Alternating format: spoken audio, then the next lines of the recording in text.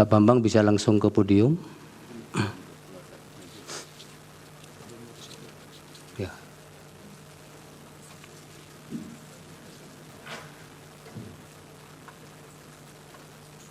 Mendekat ke ahli ya Pak, ke tim kuasa hukum.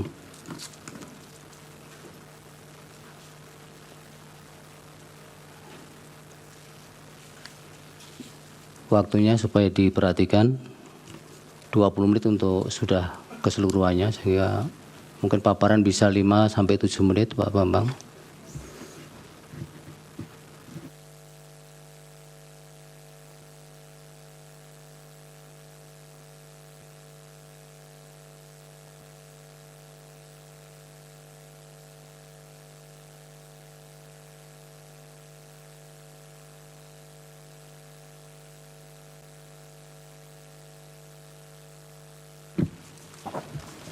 Berikutnya nanti siapa Pak ya? Berikutnya Prof. Ridwan yang mulia. Oke, Ya. petugas supaya diperhatikan. Silakan Pak Bambang. Terima kasih Yang Mulia. Assalamualaikum warahmatullahi wabarakatuh. Yang saya hormati dan saya muliakan Ketua Mahkamah Konstitusi, para hakim konstitusi, yang saya hormati saudara-saudara penasihat hukum, baik dari pemohon, termohon, dan pihak terkait. Izinkan saya menjelaskan pokok-pokok pikiran yang sudah saya tulis dan sampaikan kepada majelis.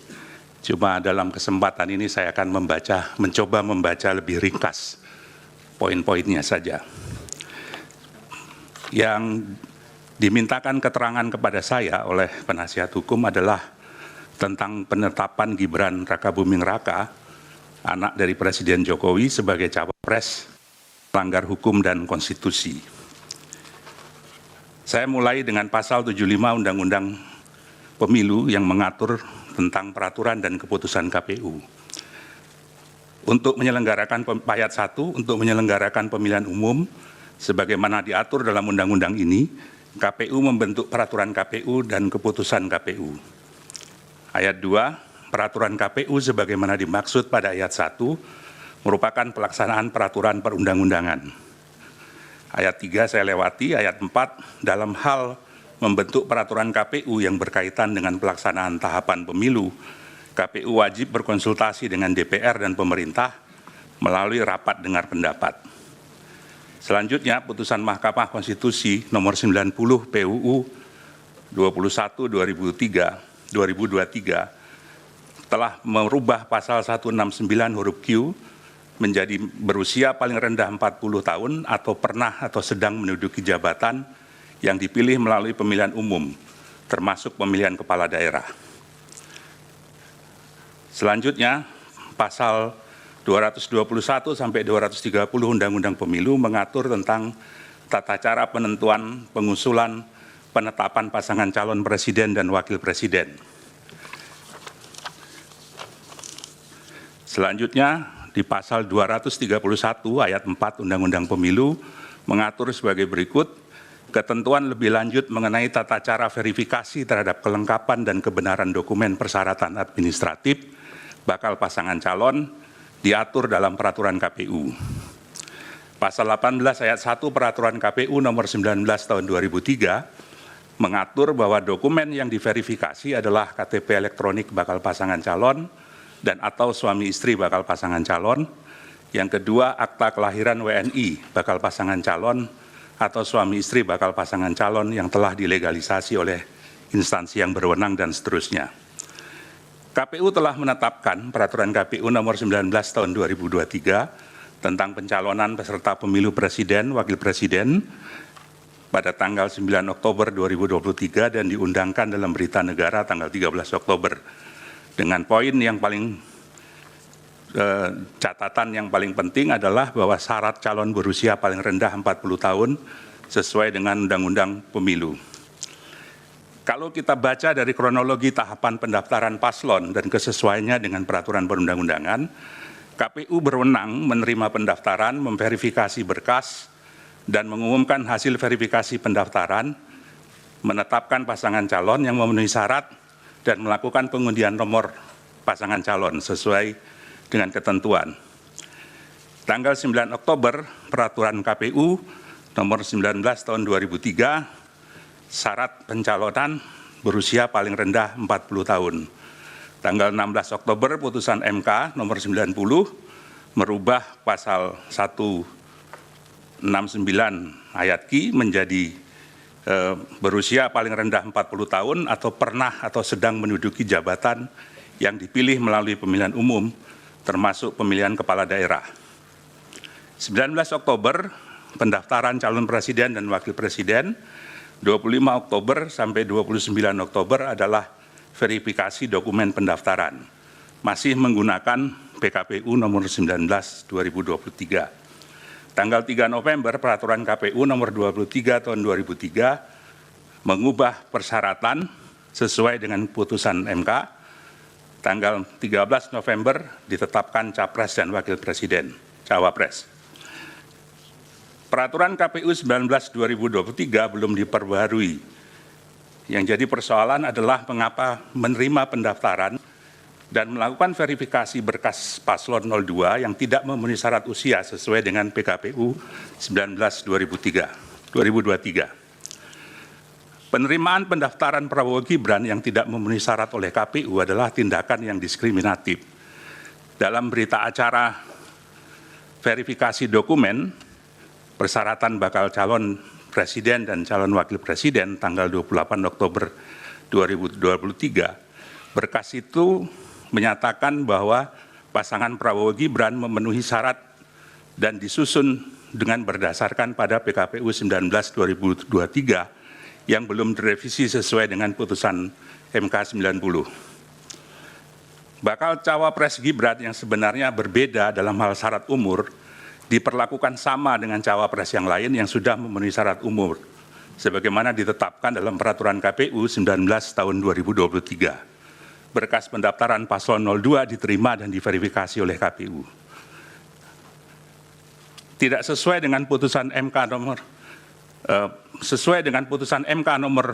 27 PUU 5 Romawi 2007 yang memuat pertimbangan berkait diskriminasi di syarat umur, sebagaimana ditetapkan dalam Peraturan KPU 19 tahun 2023. Berkas pendaftaran paslon 02 diterima dan diverifikasi oleh KPU. Tidak sesuai dengan putusan MK nomor 27 PUU 5 Romawi 2007 yang memuat pertimbangan berkait diskriminasi. Diskriminasi adalah memperlakukan secara berbeda terhadap hal yang sama. Sebaliknya bukan diskriminasi jika memperlakukan secara berbeda terhadap hal yang memang berbeda. Dalam kasus ini, sebetulnya cawapres Gibran harusnya diperlakukan secara berbeda dengan peraturan yang berbeda. Tapi dalam kenyataannya KPU memperlakukannya sama dengan calon wakil presiden yang lain, diverifikasi dengan peraturan yang sama.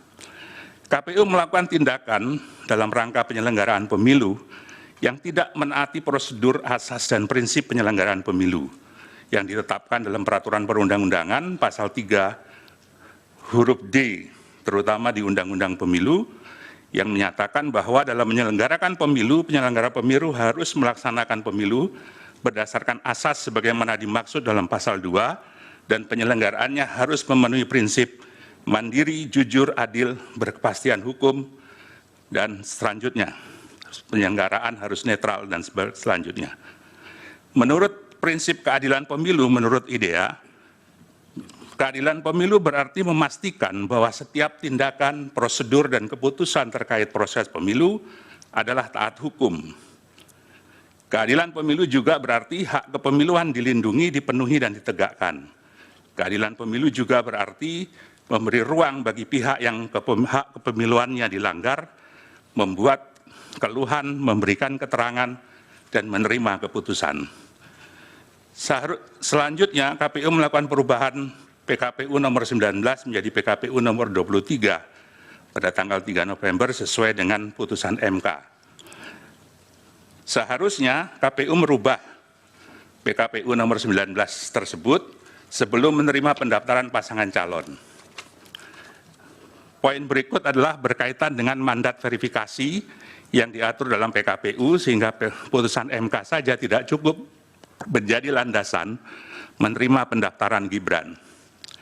Meskipun MK telah membuat putusan nomor 90 PUU 21/2023, KPU harus tetap mengubah peraturan KPU 19 terlebih dahulu untuk menyesuaikan syarat calon.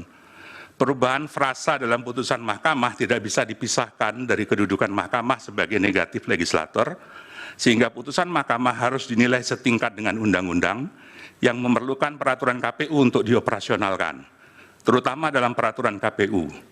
Hal ini sesuai dengan perintah Undang-Undang Pemilu pasal 12, pasal 13, pasal 75 Undang-Undang Pemilu, dan lebih jauh lagi harus mengacu kepada pasal 231 ayat 4 Undang-Undang Pemilu yang memerintahkan ketentuan lebih lanjut mengenai tata cara verifikasi terhadap kelengkapan dan kebenaran dokumen persyaratan administrasi bakal pasangan calon diatur dalam peraturan KPU.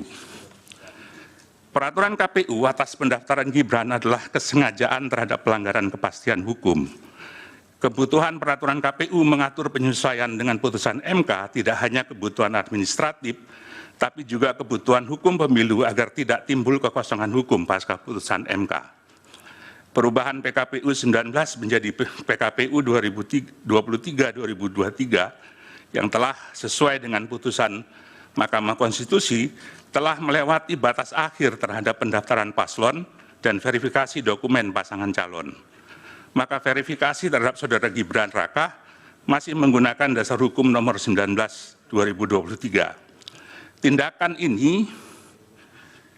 Komisi Pemilihan Umum membiarkan Raka Gibran terus mengikuti tahapan pencalonan dalam proses pendaftaran dari verifikasi bakal pasangan calon merupakan pelanggaran terhadap prinsip kepastian hukum. Pak Bambang sebentar. Ya. Ini waktunya sudah 10 menit. Lewat 1 menit, 11 menit ya. Akan dihabiskan untuk keterangan ahli tanpa memberi kesempatan pendalaman kuasa hukum ataukah akan dibagi? Esensinya sudah bisa ditangkap sebenarnya kan, apa yang diterangkan saksi ini. Iya, maksimal 20 menit. Tinggal 9 menit untuk pendalaman kalau. Ya. Poin saya menyimpulkan adalah ketidakjujuran dan ketidakadilan dalam proses penetapan Gibran sebagai cawapres bukan sekedar pelanggaran etika, tapi juga adalah pelanggaran hukum dan konstitusi.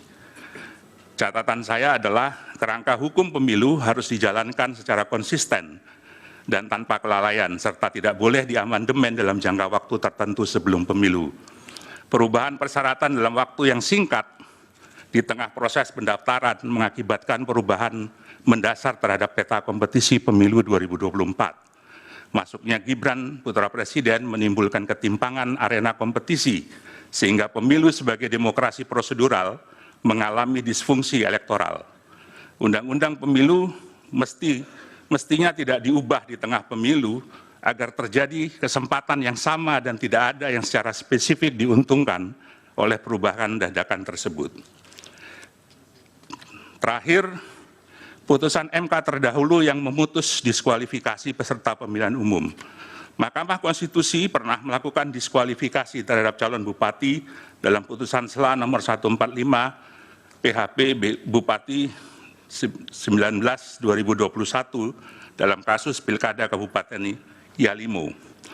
MK memutuskan diskualifikasi juga terhadap pasangan Yusak Yaluwo dan Yakob Weremba dalam kasus Pilkada Bovendigul nomor perkara 132 PHP 2022. Begitu juga dengan kasus Dirwan Mahmud dan Hartawan dalam nomor perkara 57 PHP 2008. Saya kira demikian keterangan saya, Yang Mulia. Saya coba padatkan, keterangan tertulis secara resmi sudah diserahkan kepada penasihat. Terima kasih. Kami, Bapak. Silakan Pak Heru, masih ada 7 menit. Terima kasih Pak Ketua, saya izin bertanya. Mas Bambang silakan di podium lagi, ada 3 pertanyaan saya. Tolong dibuka slide nomor 4 tadi. Slide nomor 4. Dalam slide nomor 4, putusan MK disebutkan pada tanggal 16 Oktober. Sehingga pada saat itu ada kesempatan bagi KPU untuk mengubah putusannya. udah peraturannya. Pendaftaran paling terakhir 25 Oktober. Jadi pada saat pendaftaran CWP itu dia masih menggunakan peraturan KPU nomor 19 tahun 2023. Perubahannya baru nomor tanggal 3 November. Betul begitu ya? Itu pertanyaan pertama. Bagaimana pendapat saksi mengenai itu? Terus kedua, di bukti P17 itu ada keputusan Komisi Pemilihan Umum nomor 1632 tahun 2023. Saya baca hal menimbangnya dan saya baca hal mengingatnya. Tidak ada satupun hal menimbang itu yang merujuk pada putusan MK. Tapi kemudian putusan ini mengubah KPU itu nomor 19 menjadi nomor 23 di hal mengingatnya. Apakah penetapan seperti ini yang menetapkan presiden jalan untuk presiden itu tidak melanggar prinsip dan azas-azas KPU? Yang ketiga, Komisi Pemilihan Umum di Kabupaten Murung Raya, ada berita acaranya, itu baru kami sampaikan. Ada pernyataan seperti ini, saksi ahli. Dalam hal ini, Komisioner KPU Kabupaten Murung Raya diinstruksikan oleh KPU RI melalui KPU Provinsi Kalimantan Tengah, Pak Harmain, Pak Sastriadi, Pak Keko, Pak Anton, untuk mengubah status partai politik Gelora dari status belum memenuhi syarat menjadi memenuhi syarat. Jadi di dalam bukti itu nomor 17 bukti yang sudah kami sampaikan itu ada upaya dari KPU nasional untuk mempengaruhi KPU di provinsi untuk mengubah hasil verifikasi faktual yang menyebabkan suatu partai tertentu berubah dari tidak memenuhi syarat dan memenuhi syarat. Ada 3 hal itu. Di mana pelanggaran prinsip dan azas-azas konstitusi ada di situ. Silakan.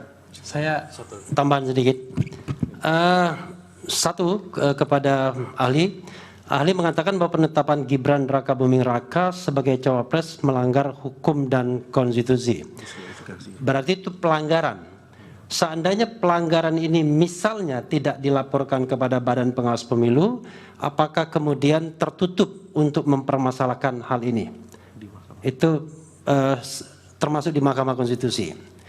Yang kedua adalah, tadi dikatakan juga ini pelanggaran hukum dan konstitusi, berarti undang-undang dan konstitusi. Kalau dikaitkan dengan pasal bahwa penyelenggara pemilu itu harus tetap mandiri, ya, itu apakah kemudian ada kaitannya perlakuan diskriminatif ini kalau kita kaitkan dengan azas atau pasal dalam konstitusi tersebut? Terima kasih. Baik. Dari termohon 1 pertanyaan kalau ada. Atau 2 pertanyaan juga boleh. Singkat saja. Terima kasih majelis.